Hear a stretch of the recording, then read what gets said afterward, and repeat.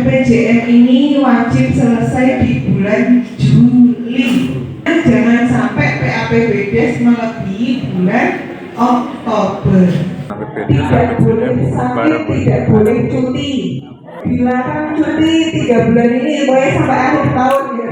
Jangan sampai nanti STM-nya double. Jangan sampai nanti BLT-nya double. Penyesuaian visi misi Kades selama 8 tahun ini adalah kunci penting dalam perubahan RPJM. Jangan sampai nanti ada musdes tapi fotonya sama.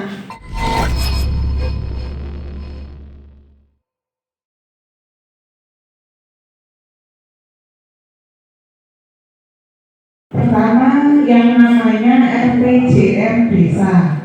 Kalau sudah masuk RPJM baru nanti masuk RKP desa. Tapi bolehkah sekarang masuk APBDes?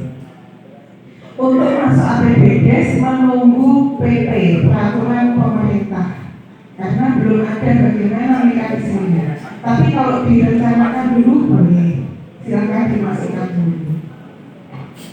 Nih, makanya tadi kan Pak Kades nambah masa jabatan, ya.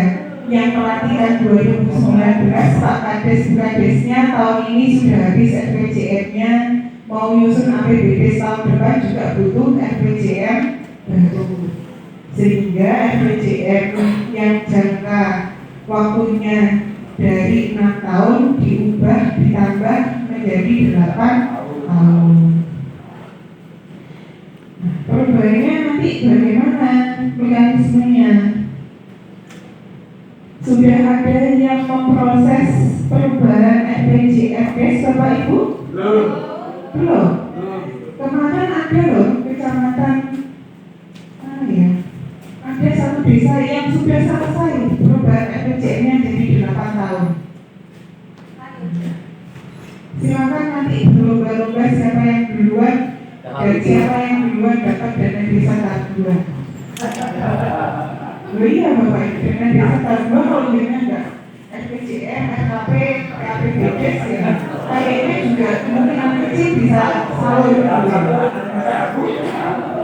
RPJM-nya selain Kadesnya tadi sudah mendapatkan SK perpanjangan, BPD-nya sudah dapat SK perpanjangan juga ya. Tinggal perpanjangan RPJM dengan buat di masing-masing desa perdes RPJM desa. Tujuannya supaya nanti Bapak Ibu di desa bisa RPJM ini menjadi pedoman untuk penyusunan RKP desa dan menjamin konsistensi antara perencanaan, penganggaran, pelaksanaan sampai monitoring dan evaluasi. Tujuan yang kedua, mewujudkan pembangunan sesuai dengan kebutuhan keadaan desa. Kemudian ini yang paling saya tekankan RPJM kenapa harus dibuat? Supaya menciptakan rasa memiliki dan tanggung jawab bersama terhadap program pembangunan. Rasa memilikinya tidak hanya dimiliki oleh pemerintah desa tapi juga masyarakat. Bapak Ibu, saya tuh miris dengar katanya hari ini Pak Kades masang lampu PJU, besok kabelnya hilang, besoknya lagi lampunya hilang, 1 minggu kemudian tiangnya sudah hilang. Ya, jangan sampai ada seperti itu di Jatiroto. Kemudian RPJM ini juga supaya memelihara dan mengembangkan hasil pembangunan secara keberlanjutan. Semoga hasil dari Kades yang sekarang bisa dilanjutkan, kalau yang baik ya dilanjutkan di Kades yang selanjutnya.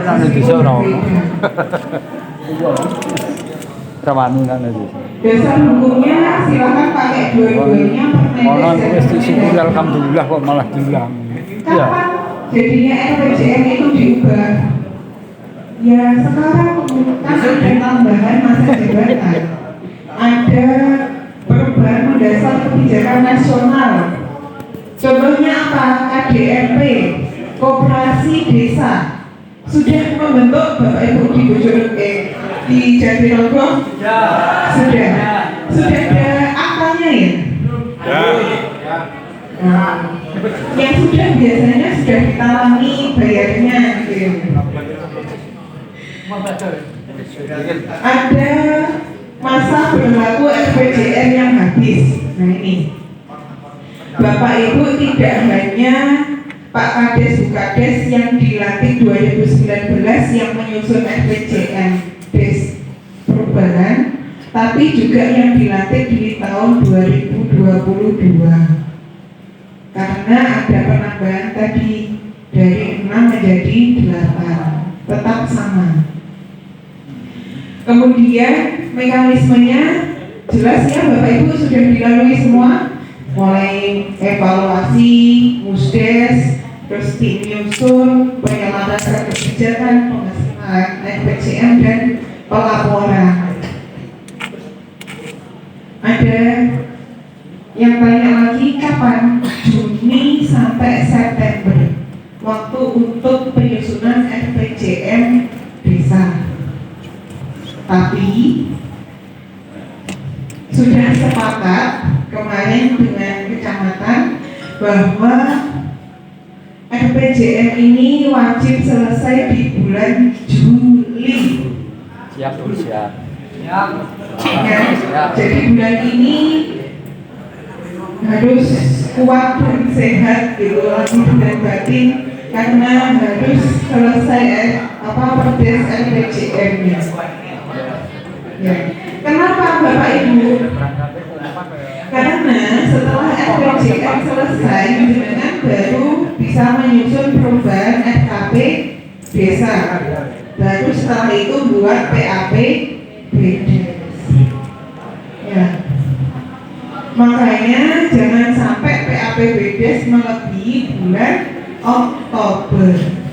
Kenapa? Ada rentetannya tadi sama ketahanan pangan. Nanti ada rentetannya sama syarat penyaluran dana desa tahap kedua.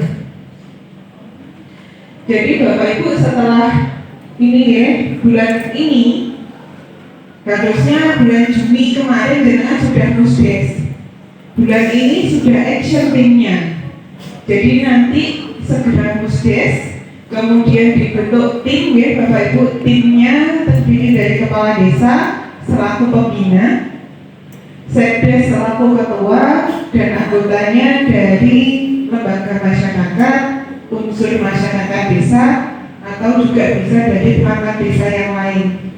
Biasanya kalau perencanaan gitu ya biasanya. Jumlahnya tim ini minimal 7 orang, paling banyak 11. Pilihannya berarti 7, 9 atau 11, harus ganjil. Tugasnya nanti menyelaraskan arah kebijakan, mengkaji keadaan desa, menyusun rancangan RPJM dan menyempurnakan. Di penyelarasan arah ini Bapak Ibu saya yakin sudah dikerjakan. Tolong dicermati kegiatan apa yang akan masuk ke desanya panjenengan. Jangan sampai nanti RTM-nya double, jangan sampai nanti BLT-nya double. Jadi tolong dilihat. Kemudian ada lagi biasanya dari kabupaten itu bantuan PJU gitu ya. Jangan sampai nanti desa menganggarkan, kabupaten menganggarkan di ruas jalan yang sama terus parameter PJU-nya. Ini PJU BPS, ini PJU kabupaten. Nggak ada malamnya nanti rumahnya di bawah PJU itu, siang terus pokoknya ya. Kemudian dokumennya supaya bisa menyelaraskan arah kebijakan yaitu 1 RPJMD kabupaten. Di format kemarin di link yang kami cantumkan di surat itu sudah ada. Tinggal dokumen yang 4 ini, Renstra OPD, rencana umum dan rencana rinci tata ruang wilayah kabupaten, rencana pembangunan kawasan pedesaan. Dokumen ini Bapak Ibu adanya di Bapeda. Nanti mohon bapak-bapak dari kecamatan memfasilitasi desa supaya bisa mendapatkan dokumen ini dari teman-teman di Bapeda, supaya bisa sinkron gitu ya. Kemudian sinkronisasi tadi sudah. Prioritas pembangunan nasional jika dibutuhkan nanti bisa dilihat di pengkajian keadaan desa. Harapannya tim nanti Bapak Ibu biasanya di pengkajian keadaan desa ini tim membuat peta desa. Mohon petanya tidak hanya peta desa saya, utara berbatasan dengan desa A, timur berbatasan dengan desa B, tidak hanya itu, tetapi juga memetakan potensi desa yang ada. Berapa jagungnya setiap tahun, berapa padinya, pengusahanya berapa, sudah ada nakes belum ya di desa saya. Oke. Kemudian kemiskinannya ada berapa, namanya siapa, sudah meninggal atau belum, apakah masih sama seperti tahun kemarin, balita stuntingnya sudah mentas atau belum, seperti itu Bapak Ibu. Jangan sampai nanti pertimbangkan kondisi sosial, kondisi ekonomi dan kondisi nanti jangan sampai desa atau dusun yang budayanya tayuban kemudian dengan kasih pengajian, kan beda ya budayanya. Jadi disesuaikan perencanaan desa. Setelah itu ada pengelompokan masalah. Ini tolong bisa dikelompokkan masalah-masalahnya. Setelah di pengkajian keadaan desa itu kan biasanya belanja masalah. Biasanya Bu Sekdes, Pak Sekdes ini belanjanya gak hanya di Bravo Samudra, tapi belanja mas, gak iya. Asal tidak jadi penyebab masalah gitu aja ya. Dikelompokkan, kemudian diidentifikasi masalahnya, mana yang urgent, mana yang paling banyak berdampak kepada masyarakat. Kemudian dilaksanakan pengkajian tindakan pemecahan masalah. Setelah itu ditentukan peringkat tindakannya, selesai, dipusdeskan. Jadi BPD menyelenggarakan musyawarah desa berdasarkan laporan pengkajian keadaan desa yang dilaksanakan terhitung sejak diterimanya laporan dari kepala desa. Musdesnya nanti membahas hasil pengkajian keadaan desa, rumusan arah kebijakan dan rencana prioritas kegiatan yang sudah disusun ke dalam bidang-bidang pemerintahan, pembangunan, pembinaan dan pemberdayaan. Kemudian disusun rancangan RPJM berdasarkan hasil musdes tadi. Rancangan RPJM yang sudah disepakati ya kegiatannya apa saja, maka tim ini menyusun RPJM yang ada di kotak-kotak itu tahun 1, 2, 3 dan seterusnya. Setelah jadi rancangan RPJM dikeluarkan ke format, kemudian tim membuat berita acara selesai. Hasil itu dilampiri RPJM, rancangan RPJM dan BABA sebelumnya diserahkan kepada kepala desa. Pak Kades, Bu Kades, tolong ketika menerima jangan langsung ditandatangani ya pokoknya aku wis percaya ke Sekdes, wis apa jadi Sekdes. Semoga kadesnya nggak seperti itu, tapi juga dilihat lagi dokumennya apakah ada kegiatan yang terlewat atau tidak. Siapa tahu timnya ngantuk, timnya lupa, ada yang terlewatnya. Sebelum ditetapkan jadi perdes, sebelum diusulkan Bapdes, mohon bisa diteliti terlebih dahulu. Setelah oke, maka tim RPJM sudah disetujui kepala desa, maka dilaksanakan musyawarah perencanaan pembangunan desa. Diputuskan Bapdes, masyarakat sudah setuju, oke, rancangan RPJM-nya sudah sesuai, maka dilanjutkan Pak Kades dan BPD membahas menyepakati perdes RPJM ditandatangani, dibuat bukan nomor tanggal diregistrasi Bu Sekdes Pak Sekdes di berita acara berita desa dan selesai, tinggal kirim ke kabupaten dan BPD.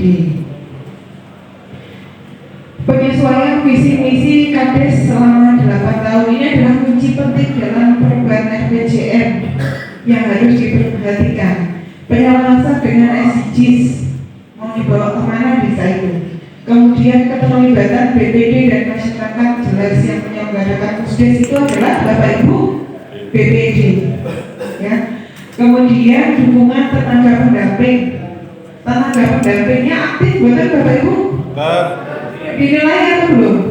Silakan dinilai. Saya yakin Pak Bambang aktif kok ya dari dekat kok. Kemudian dokumen perubahan dengan baik. Bapak Ibu, tolong nanti jangan sampai ada tim tapi SK-nya nggak ada. Tolong nanti tim itu ditetapkan di SK. Khawatirnya nanti ada honor tim yang cair tapi SK-nya nggak ada. Masalah itu nanti Bapak Ibu. Jadi harus ada SK-nya. SK-nya pun tolong dicek. Kemudian berita acara musyawarah jangan sampai tanda tangannya kosong. Dan jangan lupa ketika musyawarah desa difoto, jangan sampai nanti ada musdes tapi fotonya sama. Jadi musdes awal, musdes pembahasan itu satu foto itu ya, bajunya ya itu, tanggalnya ya itu. Kok bisa gitu ya? Kayak Bandung Bondowoso, kalah-kalahin Bandung Bondowoso. Satu kedip sudah selesai. Semoga tidak seperti itu ya di Jatinangor nggak ada nih. Tantangannya Bapak Ibu kapasitas menyusun dokumen. Saya yakin sudah bagus semua di Jatinangor. Keterbatasan anggaran. Biasanya yang ada itu ada tim, ada SK tapi nggak ada honornya. Tapi ya nggak apa-apa karena kan semua sesuai dengan kemampuan keuangan desa. Kemudian ada partisipasi masyarakat yang rendah. Nah, ini bisa diatasi dengan sosialisasi dan tantangan yang terakhir ini adalah tantangan yang paling berat. Ketidaksesuaian data. Data ini kadang juga selalu berubah-ubah. Kadang besok hari ini miskin, besok sudah kaya, itu kan ada ya. Misalnya lagi yang paling banyak terjadi itu terkait dengan data stunting. Pak Sekdes, Bu Sekdes biasanya komplain ke kami, Bu, saya itu di desa balita stuntingnya tinggal 5. Kenapa di Bidan tercatat 10? Di kabupaten ada 100. Nah, itu yang perlu diperbaiki, data mana yang betul. Nah, ini sebelum penyusunan RPJM mohon data-datanya diperbaiki. Jangan sampai nanti ketika data kemiskinan dan anak tidak sekolah juga seperti itu. Demikian Bapak Ibu, semoga perubahan RPJM ini bukan sekedar administrasi, tapi juga merupakan kesempatan dalam menyelamatkan pembangunan di masa jabatan Pak Kades Bupades yang saat ini. Demikian Bapak Ibu, demikian yang dapat saya sampaikan. Kata-kata terakhir, siapkan fisik dan mental. Tidak boleh sakit, tidak boleh cuti. Gak ada yang hamil kan ini ya? Ya. Dilarang cuti 3 bulan ini pokoknya sampai akhir tahun ya. Kenapa Bapak Ibu? Bapak Ibu BPD juga diawasi ya. Jadi desa itu harus menyusun ya Perdes RPJM desa. Kemudian menyusun Perdes perubahan RKP desa 2025. Kemudian Perdes APBDes perubahan 2025. Perdes apalagi RKP desa 2026. Kemudian Perdes APBDes 2026. Apa lagi Bapak Ibu? Perdes pertanggungjawaban.